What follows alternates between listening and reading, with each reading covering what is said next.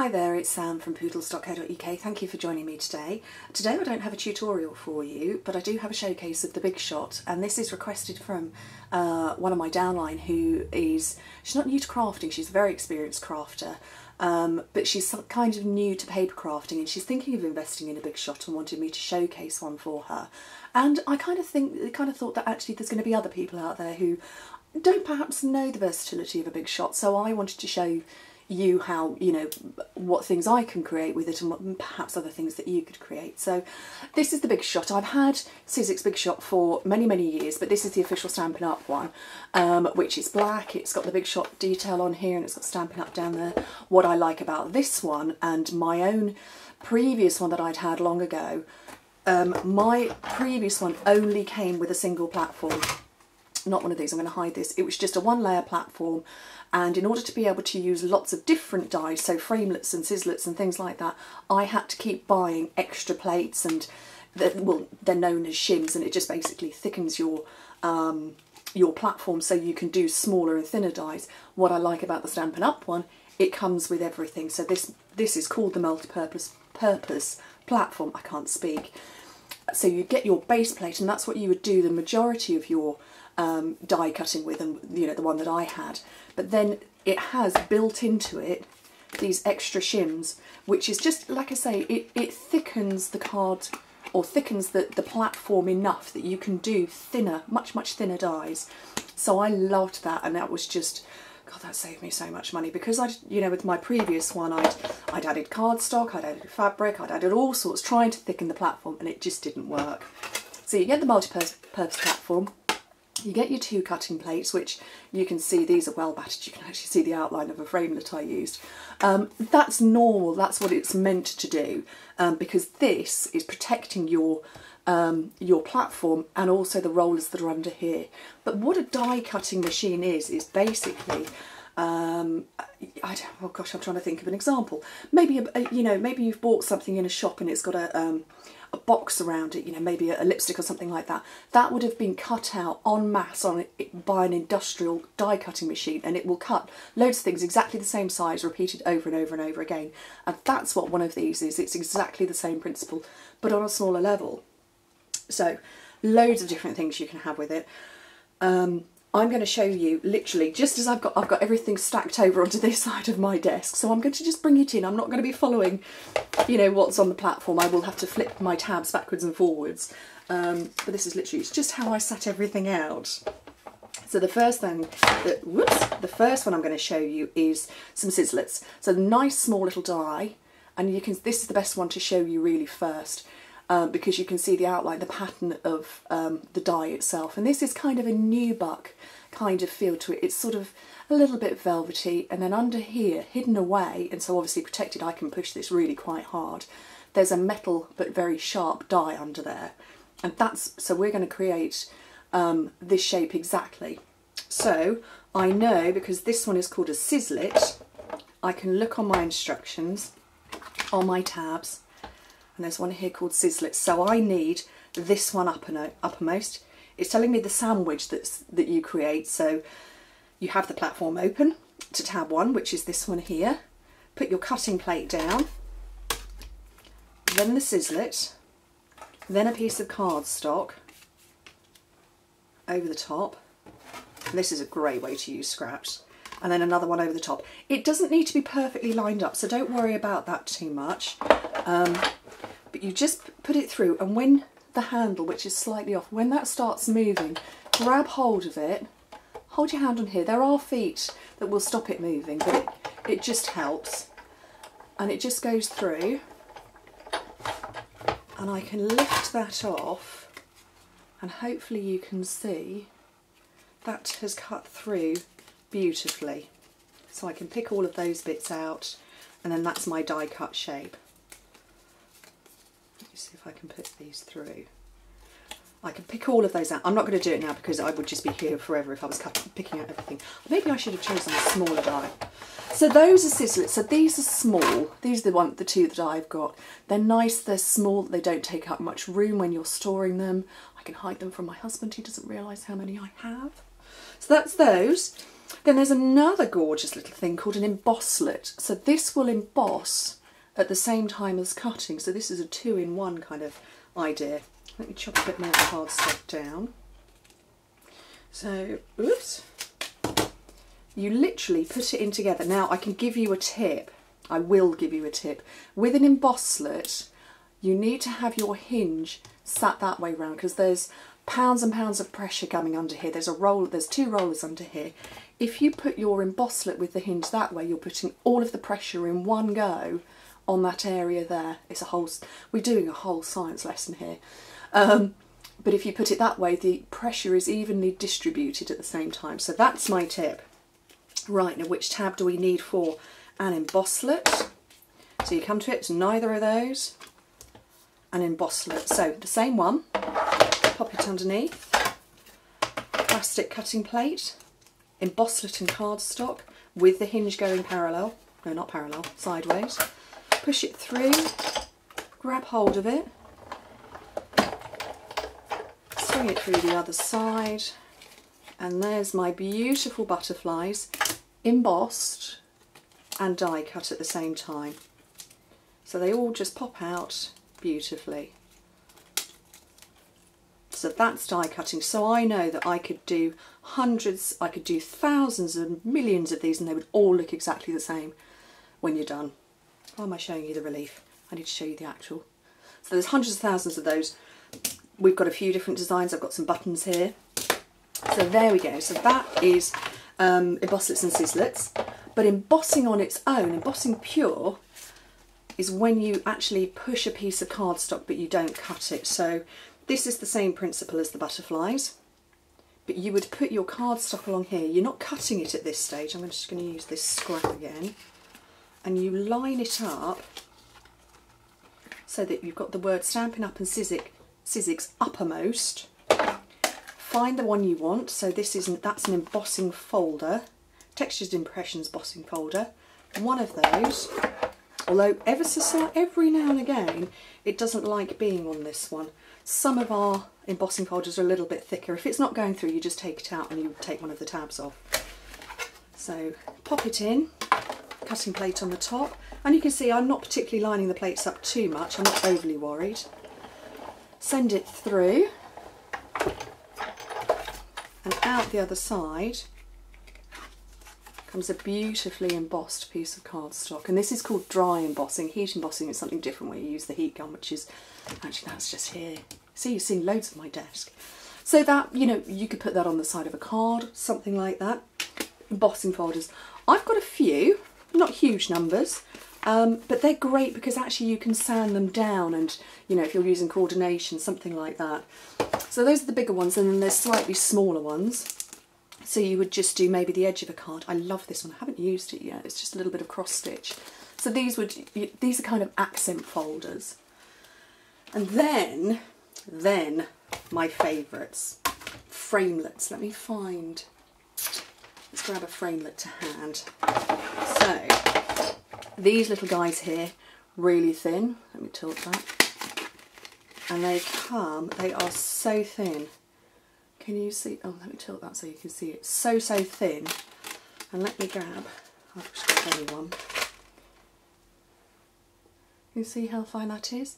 I don't know if I can get it up close enough without going off out of focus, but there is a tiny little blade here. It's not sharp to touch, and it's a case of the pressure that you're putting onto the piece of card, which is what cuts it out. Oh, that's the wrong size. That made a card. So I grabbed loads of scraps, thinking, oh, you know, I can be really organised and prepared. Let me get a smaller one. So, framelits, which is what these are. These are a great space saver. Again, my husband doesn't know how many I've got. So framelits, that's that tab up, plastic cutting plate, and this is where you start making impressions on your cardstock, on your plates. Pop one of those down. It doesn't matter which way round you go. I'm just actually going to line this one up onto the multi-purpose platform. I'm going to come to the magnetic platform in a minute when I can find it, because I've put it down somewhere. Oh, I can see it to my right now. Send it through. Again, when you start getting resistance, just go through with your hand. Out it comes, and it's cut it beautifully, absolutely beautifully. And that's what a framelit does. Now, I'm going to talk a little bit more about framelits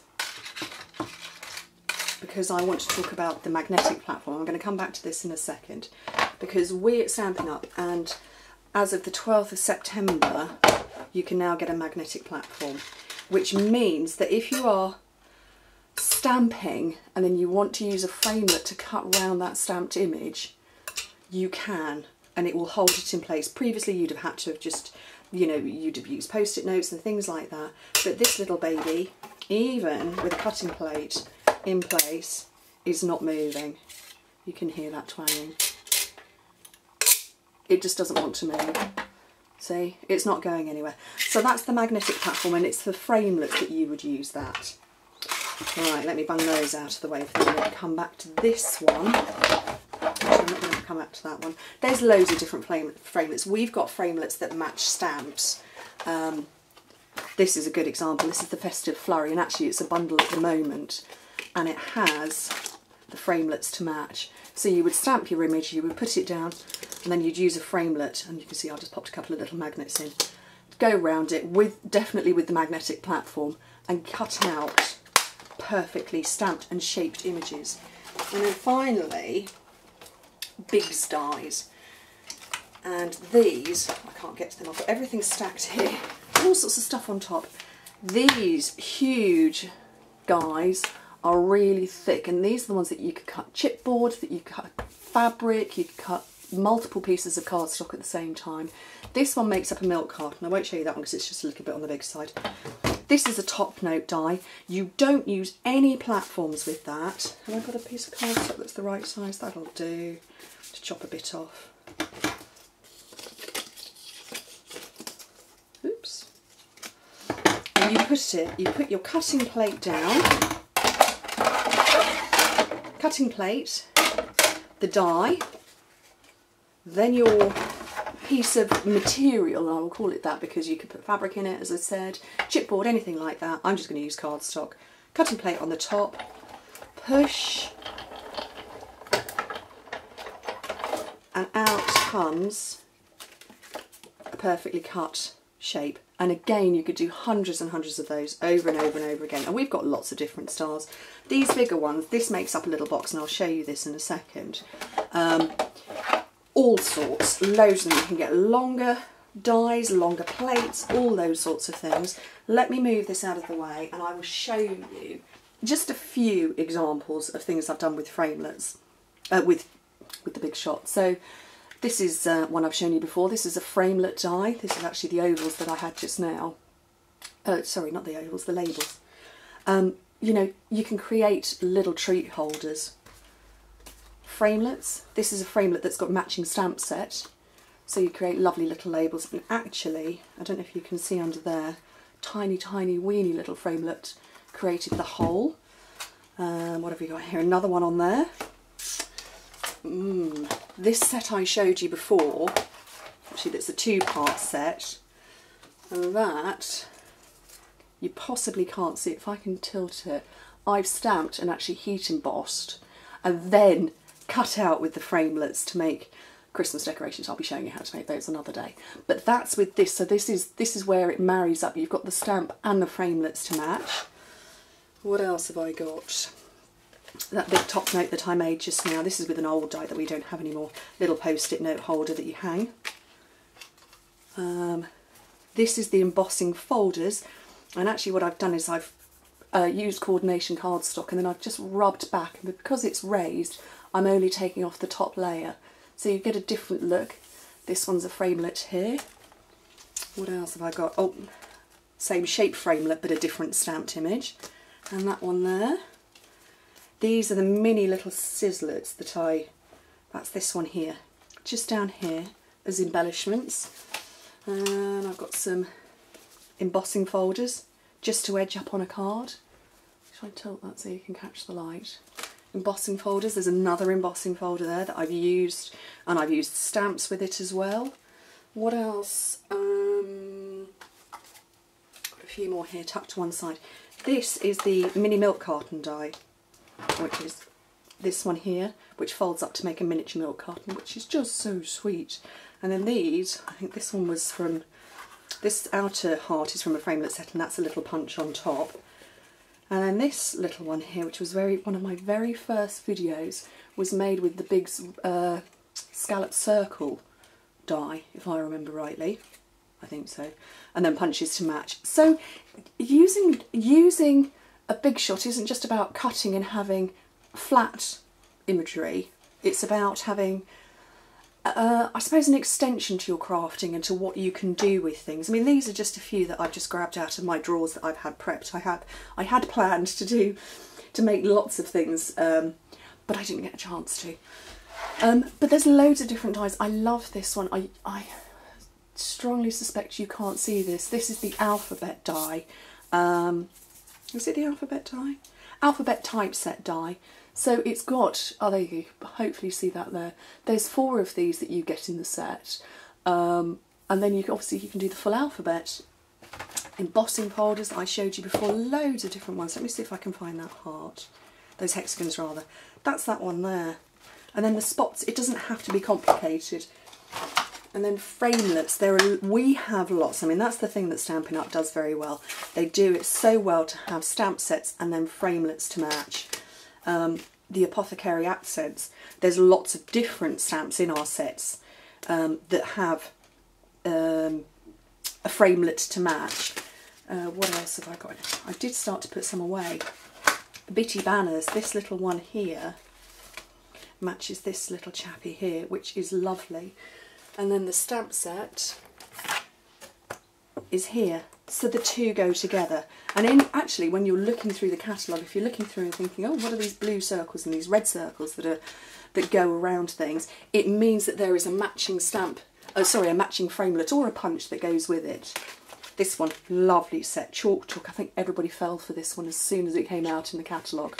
So you've got this beautiful, huge stamp set, and then the framelits that perfectly match it. But actually you don't have to use them just for that purpose. You can use them in any sort of way. And then these little, let me see if I can show these. These little ones here are what creates that extra little hanging tag there that hopefully you can see. So now with this massive pile of stuff on my desk, this is going to hurt my brain, I'm going to have to tidy up immediately. Hopefully that is helpful to anybody who is thinking about maybe buying a big shot, and particularly to my lovely lady in my team who's thinking of one as well. I hope that's helpful to you too. So anyway, thank you very much for watching, and I'll be back to tutorials very soon. Bye.